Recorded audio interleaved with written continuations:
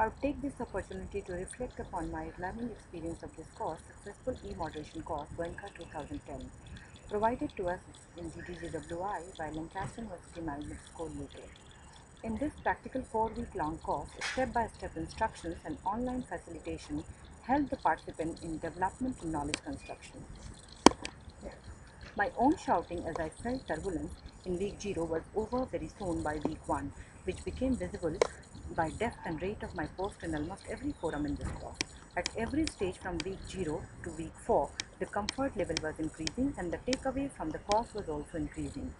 Thought-provoking, relevant reading materials supplemented at the appropriate time by our e-moderator stimulated our hippocampus enough such that we were enabled progression from one to other stage of Gilly Salmon's 5-stage module. Week 0 was an arrival forum which was welcoming, encouraging, and the facilitation helped us to navigate all parts of the course freely, from announcement to forums, blogs, the cafe, and queries, features which I have used throughout the course. Week 1 included access and orientation in the learning environment with an introduction forum which was well supplemented by a participant user guide, how to contribute, how to edit profiles, and basics of netiquette. This was interesting. In week 2, we learned to create an online learning community and respond to different types of online personalities. This was amazing. The ice-breaking forum was a warm and friendly way to get to know each other. We recognized our ascent of the steps of the 5-stage model and were able to appreciate how from access to development, the role of e-facilitator changed from welcoming to supporting and responding.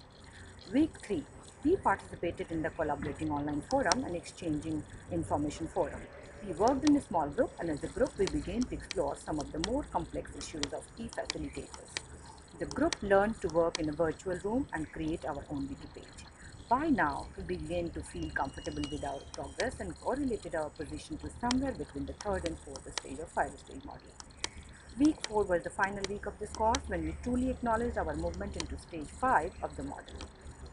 In this week, to consolidate learning and development, we had a plenary discussion about the similarities and differences between face-to-face and online teaching learning and disadvantages and advantages of the both.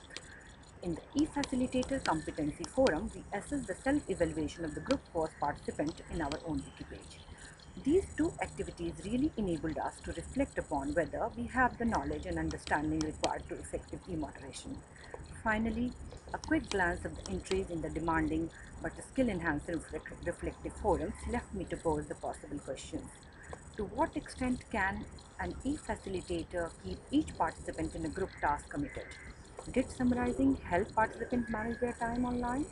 Apart from using relevant, interesting prompts to audio post, how, as a new e-moderator, can I keep my students convinced that they are progressing?